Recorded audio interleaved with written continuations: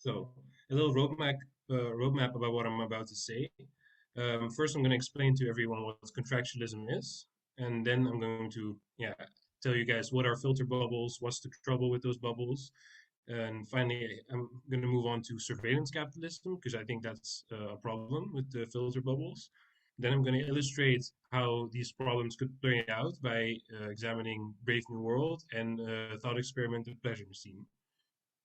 And finally, I'm going to talk about a little counter argument against my case that I'm making, and then argue why they're actually worth saving these filter bubbles. So, firstly, contractualism. Contractualism is the view of morality that morality is based on a social contract. It's been developed by Thomas Cannon, which you can see here in his book What We Owe to Each Other, and he based this on the Rousseauian understanding of the social contract, which basically says that any individual has interests and values and tries to pursue their life's projects. And they can do that as long as it doesn't get in the way of other individuals that have values, interests, and life projects. So your freedom is limited where other people's freedom kind of starts. And this is kind of bound up in uh, a social contract. So if you can justify your actions to other people and they accept it, then your actions are right or not wrong. And wrong actions are those that can be reasonably rejected by other people. So, for example, if I'm in the line at the supermarket and I'm really hungry and I want to get home quickly, it would be in my interest to just cut in line, get first, go home, start cooking my dinner. But my desire for harmony with others and my inability to be able to explain this to others makes me refrain from these actions because that's just a social contract that we're in, that everybody is owed mutual respect. It's not really a social contract where you get like informed consent. Like everybody's just born in this contract where you have this minimal relation to other people of mutual respect. You might know the book What We Owe to Each Other from the sitcom The Good Place. One little hiccup that could take place if I want to apply contractualism to the behavior that people have in filter bubbles. Like online, there's not really this minimal relation between people. Like if you take one look at a YouTube comment section or some online forum on 4chan, for example, you'll realize that ethics online aren't the same as ethics offline. This is why I'm going to focus on the offline effects that social media and filter bubbles are going to have in general. So I'm able to apply the contractualism model of ethics. So, what's the trouble? Media activist Ely Persa, which you can see in this picture over here, wrote the book The Filter Bubble in 2011, in which he defined a filter bubble as a unique universe of information for each of us. So this basically means that at some point the internet started growing and more data started appearing online, and tech companies, like specifically search engines, they started to develop filters to be able to provide their users with the right kind of information that they're looking for because there's just so much information out there. And to create this filter, they needed to know what kind of information people were looking for. So they started collecting data on the people that are looking for information on its users. And at some point, when they figured out that certain people were interested in one thing and other people were in different things, they figured out an algorithm to provide people with the result that fits best to their user pattern. You can see it behind Eli here. Here, this man looked for they both searched for Egypt, and then this person got results that are about crisis in Egypt, so he's more likely to be interested in politics or something. And this person got results about travel, so he might be more interested in travel or tourism. This kind creates this kind of loop between big data and the user, and as you can imagine, this kind of brings privacy into danger. To illustrate how this exactly happens concretely, I'm going to use the example of Google. It's the Google company, everybody knows it. It collects data from search engines. So like when you click on something, how long you look for something, your search history, even your location, and collects all this data to be able to provide you with better information in the future. Like if it knows that I'm in the Netherlands, it'll provide me more information about if I Google politics, it'll provide me information about the Dutch politics rather than just politics in general. To optimize its data collection, it even started adding these services like Gmail or Google Drive or whatever, and you have to sign in there so they can connect the data that you use in there, and the emails that you send to your account, so they can even specify your results better and better. Google currently owns 87%. Well, they don't own. They have 87% of the online search market, so they basically have a monopoly. And this kind of results in that all these 80%, all these users that use Google, they get different results. That for them, they keep their good information on the inside, and their information that they, yeah, aren't necessarily looking for, that don't want to know, is going to be in the outside, the strange information. And this kind of, yeah, puts these people in a yeah, this form of filtering puts people in a confirmation bias, so they only know what fits into their narrative of the world, and the things that don't really fit into the narrative get excluded because Google realized that that's not what they're looking for.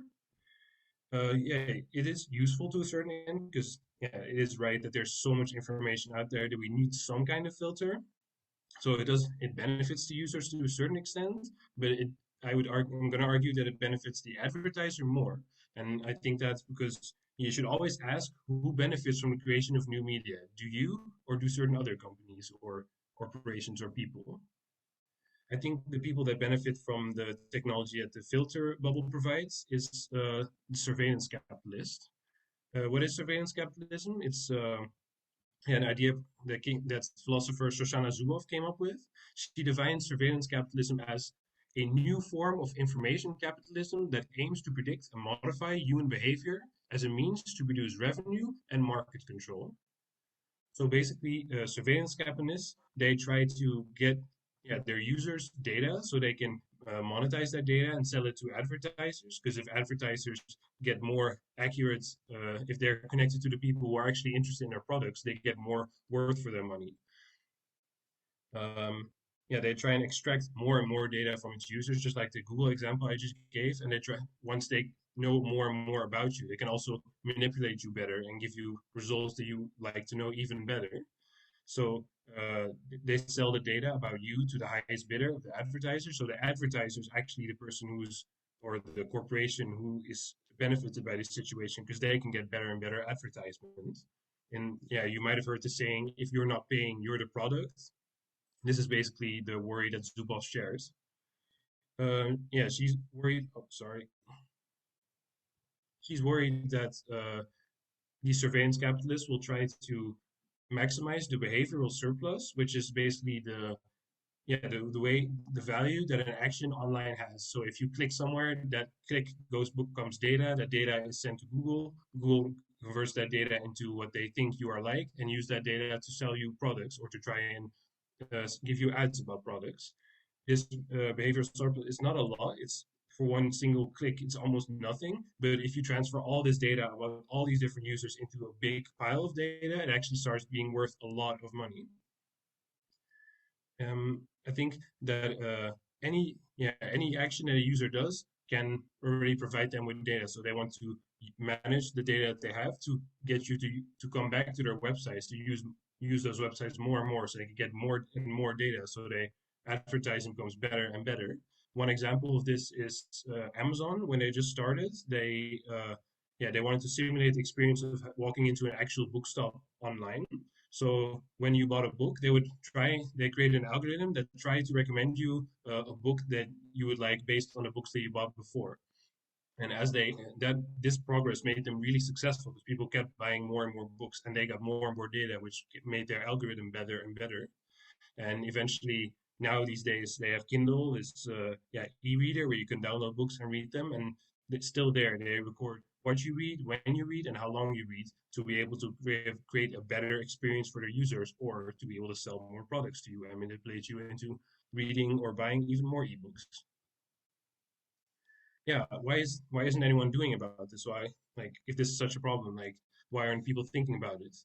I think that black boxing prevents the discovery of this phenomenon of surveillance capitalists. It means that users aren't really likely to check their scientific and technological devices until those devices start malfunctioning. Like when you buy your phone or when you buy a computer, you're not likely to open it until it breaks down somehow. Then you're going to check what's wrong, how can I improve this? Recently, there have been some effects that have been emerging.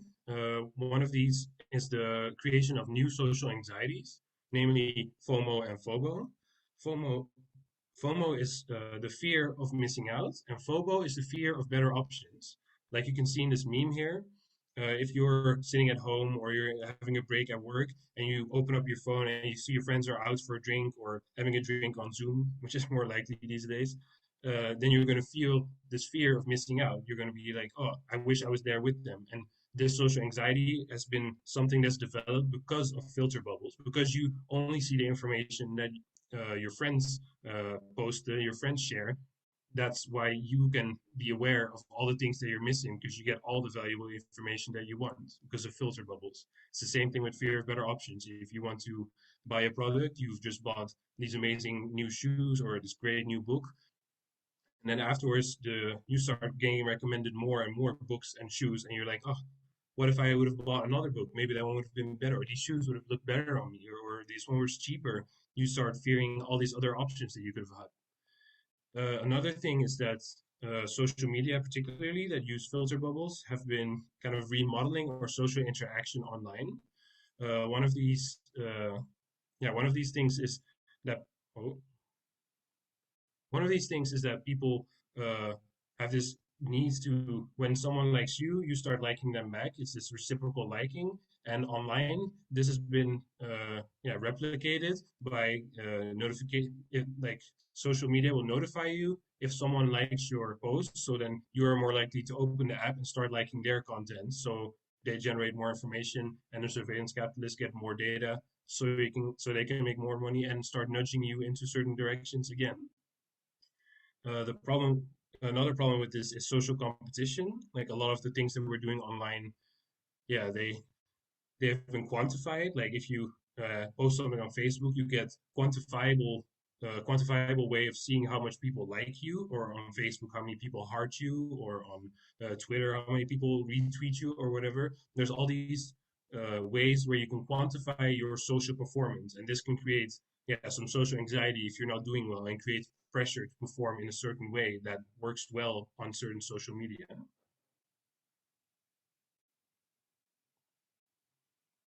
A great documentary that explains a lot of these issues. It's also made by the people who worked on these social media, which is The Social Dilemma. It's on Netflix right now. I can highly recommend it. So, what do we do about this? Media theorist Neil Postman, he tried to remedy this problem of surveillance capitalism and the influence that the data has on us by demystifying media and showing how they work. He did this in the book Amusing Ourselves to Death. Um, he thought that if people understood how media worked and what kind of effects they would have on people, the people would be better able to handle social media and better be able to work with them. Zuoff tried to do the same when she explained what surveillance capitalism was, but she feared that, if companies continue to manage the information that users receive, then the they can use that information to nudge them into certain profitable behavior. No, like I said, you can get a notification, so you open your phone and start scrolling again. And there's even been researchers that claim that the ways that social media have been designed is actually quite similar to how gambling machines have been designed, in a way that tries to keep you from stop using them. You keep using them again and again. And this structure that Zuboff is afraid of, that commodifies thought, behavior, and experience, and tries to get you to, use the social media or any other digital product as much as possible by filtering out all the useless information, only giving you the information that you want. She calls this the big other, this structure. She didn't borrow this term from Zizek or Lacan, as far as I know, but she refers to George Orwell and Big Brother.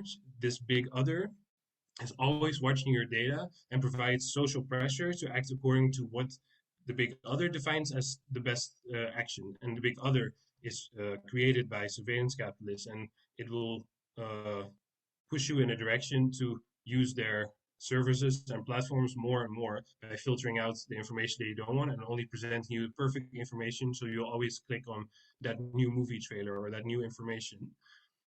um, you start acting not out of this sense of harmony for others, like you would do in a social contract, but you start acting out of fear of digital repercussions. Like if you don't like someone, they probably won't like you, so you might as well start liking someone, is a little example.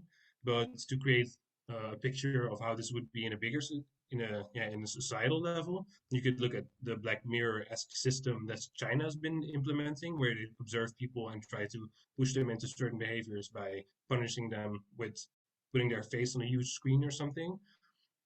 But a more local example that's at least is local for me, I live in the Netherlands, is this OV card. It's the OV chip card, we call it, and we can put money on it and use it to travel by public transport. Like you could just swipe this and you can enter the bus, tram, metro, train, whatever.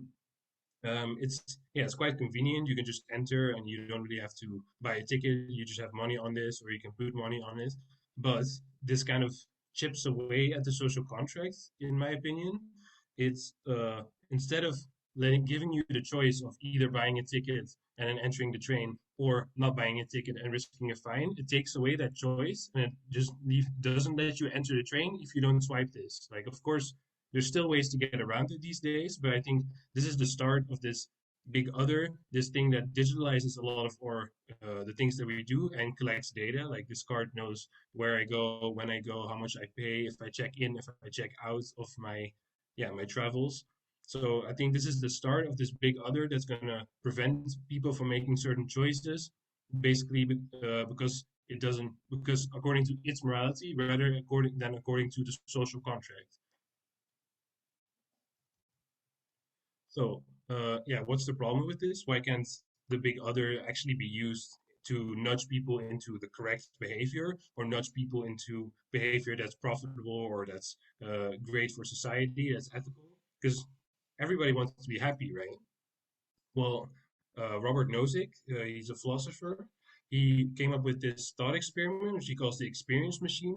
And it's basically, you can imagine this, VR glasses that are way more developed and that you can enter into and just feel like you're living another life. And he says that in this experience machine, you could live the perfect life you can imagine. You can find time to tend to your garden or to write your book or to you can just eat whatever you want and not get fat. You can do anything you like and experience anything you want, but you're in this machine.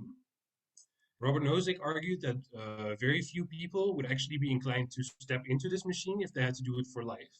And he gives three reasons for that. Reason number one is that people value doing things over experiencing things. Reason number two is that people value gaining a sense of identity from interacting with other people. If you're in this machine, your body's just sitting in a chair with glasses on, they're not really interacting with people. You're not really becoming a person in relation to others. The social contract allows you to be a person in the eyes of other people because if you hold yourself to that social contract, if you are able to justify the things that you do without other people recently rejecting them, then you hold yourself to your promise, and that shows who you are. It gives you a sense of identity.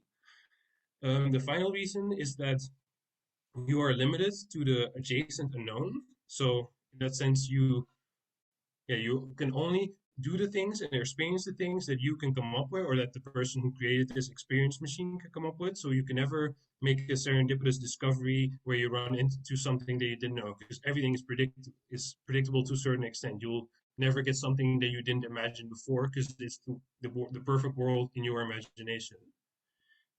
This experiment has been replicated by Hendricks and Douven. They actually asked participants whether they would step into this experience machine or whether they wouldn't. And their hypothesis was that their participants would have this kind of authenticity intuition, and that means that they prefer authentic experiences over simulated experiences. And they were right, and Robert Nozick was right as well, that most participants were disinclined to step into this machine. So why does this matter? What direction could we end up in? I think that if this big other continues and this process of the big other starts being take actual shape, then our world could develop into something that Aldous Huxley describes in his dystopian novel Brave New World, which he wrote in 1932. I'm going to explain what it's about. So sorry if I spoil it, but it's been 90 years. You probably should have checked it out by now. It's about a world where everything is regulated, from entertainment to food to birth to sex to pleasure. Like every experience has been regulated to create the perfect experience that makes everyone happy. Like every experience is just the perfect thing that you wanted. So uh, yeah, this world is usually seen as a dystopia, even though everything is happy. And the reason I think this is the case is because, yeah, everything lacks authenticity. Everything is managed. One character in the book, the Savage, as he is called, he lives outside of their society where everything's regulated. I think we're supposed to identify with that person because he lives in a more normal society where not everything is regulated into perfect happiness. And he at some point pleads for the right to be unhappy. So, uh, yeah, this is similar to Robert Nozick's thought experiment, and I think for similar reasons. If you if you everything is regulated, nothing is really unpredictable anymore. Everything is just predictable because it's whatever it's the things that you like and the things that are perfect for you.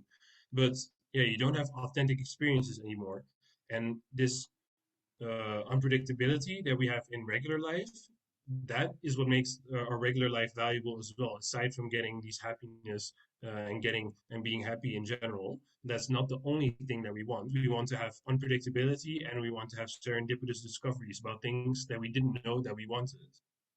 The social contract, as I mentioned before, is based on a promise predictability. So what that means is that people promise to stick to the social contract. They promise to treat other people with respect, which is that minimal relation that everyone has to each other. And if you defy this promise, it would be unpredictable. People wouldn't necessarily expect it because you expect that everyone holds themselves to the social contract. But this unpredictability is what makes the social contract valuable because if everything would be predicted, then doing good wouldn't be a choice anymore. It would just be the normal situation.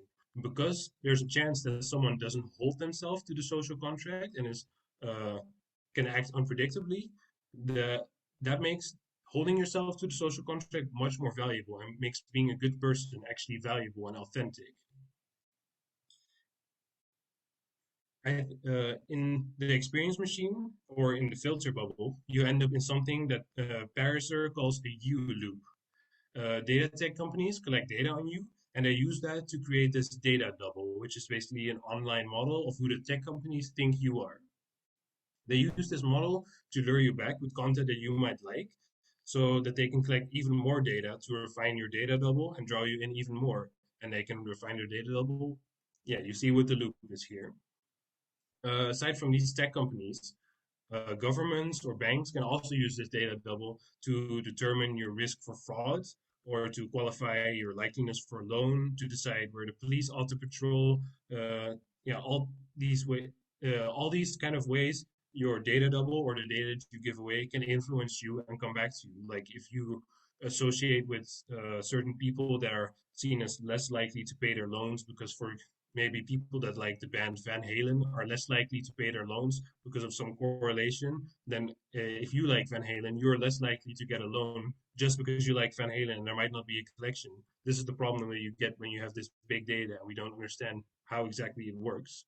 So giving companies and governments control and tools like this can be seen as a reasonable objection against the use of filter bubbles because, yeah, it gives governments and banks way too much power over you, whereas you don't have any power over them or any information on them to control them. Another another way that the filter bubble limits your freedom and another contractualist objection is the case of state of Wisconsin versus Yoder. The at some Yoder is an Amish dad of a few children, and he stopped sending those children to school at some point. And then the state of Wisconsin sued him because they believed that children needed to go to school in order to become fine, upstanding citizens. Eventually, this case went all the way up to the U.S. Supreme Court, and Yoder actually won because of freedom of religion. Why this case is interesting is because of the opinion of the dissenting judge. The dissenting judge said that these children should be sent to school because if these children are kept at home and live in the Amish society, they're basically being denied all the possibilities that society offers them. And the point that he made was that if these children didn't know about that becoming an astronaut was a possibility, it was something that they could want. That is the same in a consequentialist way as these people not being allowed to become an astronaut. So in this sense, you can see the extension of how this would work with a filter bubble. If you are in this bubble where companies provide you with the information that you want, if they provide you with the perfect shoes you want, the perfect new songs, the perfect books, whatever, if they provide you with this information that you want, you'll never get the stuff that you don't know you want, and you can never make serendipitous discovery. So in that sense, it limits your freedom. Um, that's another contractualist objection. If you value freedom, then you should not be able. Then you should be careful or be wary of how you use these filter bubbles. Scanlon argues that if you have certain values that you deem very important, you should take these values into account when you make long-term decisions. So, for example, you when you set your default browser or your default search engine, you can choose between Google or Bing or DuckDuckGo. And if you value freedom, you might pick DuckDuckGo because they are better at managing your privacy and don't necessarily put you in a filter bubble. So in that sense, make you can let freedom impact your decision making like this. And if you don't do so, other people can reasonably object to it if they value freedom. The social contract hinges on freedom and unpredictability. As I explained before, unpredictability makes being a good person valuable, and you need freedom in order to choose to be a good person. Otherwise, it's not really a choice. The social contract doesn't exist because you can't make a contract if you're being forced to enter into the contract. So if the social contract would disappear, I'm afraid we could start moving towards Huxley's dystopia of Brave New World, and then we can realize that true value of freedom, being able to choose things that you didn't even know you wanted to choose. I'm going to consider one counter argument because I think that's fair. Yeah, a lot of people say, and Marshall McLuhan, a media ecologist, just like Neil Postman, has argued that digital media increase freedom and responsibility.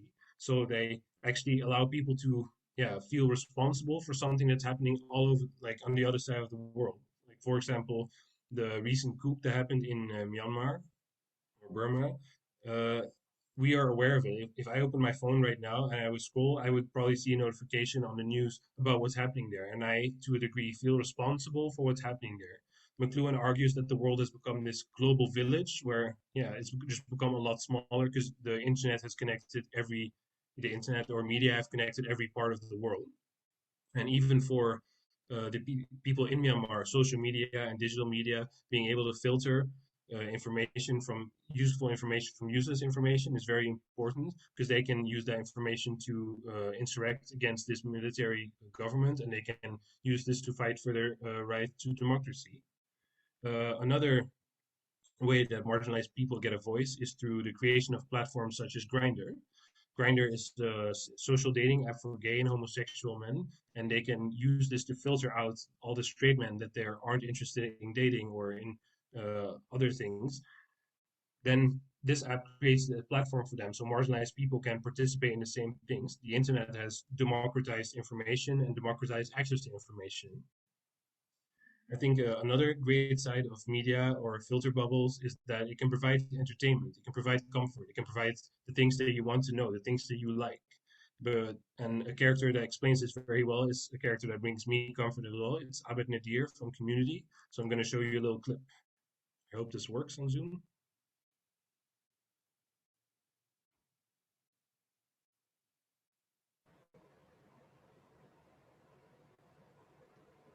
Yeah.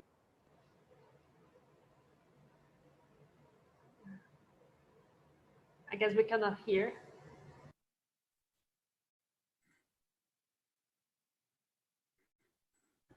Yeah, Bram, we can't hear it. There's something to do with sharing your computer sound, which is you can hear I'm it. not 100% sure. I can't quite remember off the top of my head how you do it.